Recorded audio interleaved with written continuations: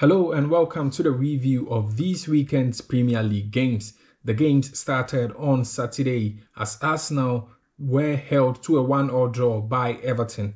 Arsenal took a lead in the 34th minute through Leandro Trossard, but in DIA with a penalty ensuring that Everton ended that game 1-1. Also over the weekend, there was the game between Crystal Palace and Brighton. Crystal Palace winning that game by 2-1. It was a very good victory for Crystal Palace. In the end of the game, we had 3 red cards being dished out to the two sides, and 2 of them coming in the 90th minute plus for Mark Guehi as well as Jan-Paul Van Heck for Brighton. So the game ended with a very sour taste for both sides. However, it was a very good victory for Crystal Palace, with goals coming in from the likes of Mateta and Munoz, giving Crystal Palace that victory over Brighton in that particular encounter. The other game was between Ipswich Town and then Wolverhampton Wanderers. Wolves winning the game by 2-1. Their goals coming in from Pablo Sarabia as well as Larson, and this ensures that Wolves put a very convincing point gap between themselves and the relegation, or the teams in the relegation zone, I should say. So Wolves currently on 32 points, and the next team, that's Ipswich, just a place below them with 20 points. So a 12-point gap, a very healthy one for Wolves going into the running for the Premier League. Also looking at the other games was West Ham United against Bournemouth, the game ending 2-2. So Bournemouth, they took a lead in that particular one through Ivan Nielsen, and then in later Fulkrug and Bowen, ensuring that West Ham would take the lead. But Bournemouth had the last laugh as Ivan Nielsen got a 79th minute goal to ensure that game ended 2-2 between the two sides. From London, let's turn our attentions to Birmingham as Aston Villa were 2-1 victors over Nottingham Forest. Goals coming in from Morgan Rogers and Daniel Marlin, with Jota Silva getting a consolation for Forest in that particular one. It's a battle for a place in the top 4 or maybe top 5 for England for Champions League places. So Aston Villa, with that victory, now move to 6 points within 3rd place Nottingham Forest. Attention now to the games on Sunday as Brentford held to a goalless draw by Chelsea. Chelsea in that particular one starting with a lot of their star players on the bench, the likes of Nico Jackson as well as Cole Palmer started a game from the bench, Marco Correa as well, and eventually they were brought on, but they could not get a goal in this particular one as it ended goalless between the two sides. After the game, Enzo Maresca, the coach for Chelsea, said he was very happy with the performance of the Blues in that particular encounter. So he was happy with the performance,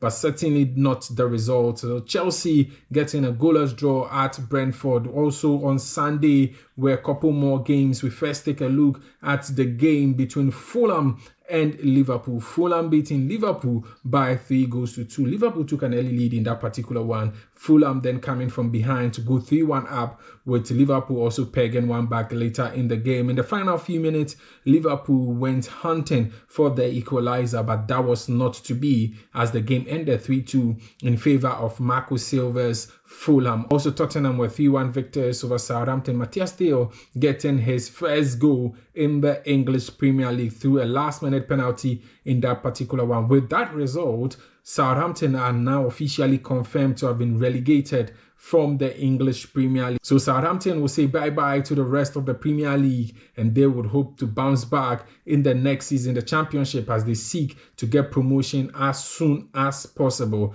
Also on Sunday was the Manchester Derby between Manchester United and Manchester City. It was a game that many were looking forward to, despite the positions of the two sides not being what they usually are. Manchester City failed to score, so was Manchester United, as the game ended goalless between the two sides. The two coaches certainly will not be so excited with the results that they got in that game, but I'm sure that they will take it to the chin and move on as the week goes by. Manchester United, they are in action on Thursday against Lyon. Manchester City, on the other hand, have a free week to prepare for their next game, which comes over the weekend in the English Premier League. So those are the results from the Premier League this weekend. Let's take a look at the Premier League table at the end of the weekend's results. results as we await one more game between Leicester City and Newcastle. However, as it stands now, Liverpool was in a comfortable lead, 73 points, and it's all but certain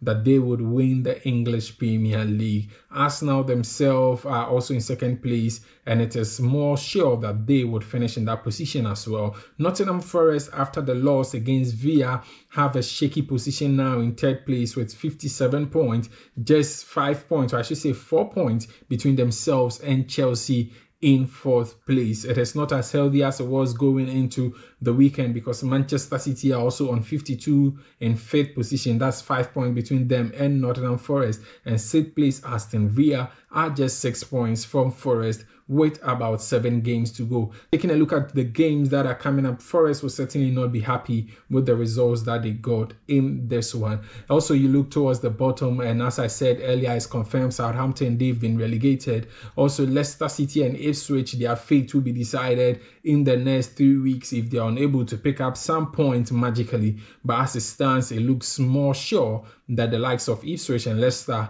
will join Southampton as the 3 sides to be relegated. This has raised a lot of questions and concerns about the nature of which these teams that get promoted always almost certainly get relegated in the following season. So there's been talks about how these sides could cope and match up. Is it because the league has gotten better generally, so the sides that stay in the league have better players overall, or because of other reasons? Personally, I do think that this is mainly down to the quality of the other teams. Look at the likes of Wolves, who are just a place above the relegation zone. They have Mateus Cunha. Mateus Cunha could fit in most of the top teams across the world because he's a very capable attacking winger who scores a lot of goals and makes a lot of chances. So these dynamics do favor teams that have stayed in the Premier League longer. You take a look at teams like Bournemouth. Over time, they've built enough, finances to be able to cope with these situations. And then you look at the likes of Leicester City, Southampton, Ipswich. As they've been relegated, they will certainly lose their star players. The likes of Liam Delap at Ipswich looks like he's going to move away from the side. And then you have a few others from the other two also leaving. So when these sides go into the championship, then the following season they have to come into the league, even if they manage to. Then they have these gaps to fill, and then they have to go out in the market to try and get players in, and that is never easy. So I think this gulf in class is what is creating this situation that is almost certain that all the 3 sides that get promoted always stand a greater chance of getting relegated. However, over the years or the past few years, we've seen some teams like Bournemouth come up without the necessarily quality players, but manage to put up team performances and push up. Also, one big problem for these teams is teams trying to keep to the style they have when they were in the championship. So you have the likes of Ipswich, Leicester, and Southampton. These were very dominant sides when they were in the championship in terms of possession, chance creation, among many others, which they cannot do against most Premier League sides, but they try to on most occasions. And then it backfires badly as these Premier League sides tend to have better quality than them. So these are some of the problems that these sides face. And then if a team comes up and they could balance between being themselves and maintaining their identity, as well as keeping good defensive structures, then I think that they have a better chance of staying in the Premier League. So that's a wrap for this weekend's review of the Premier League results.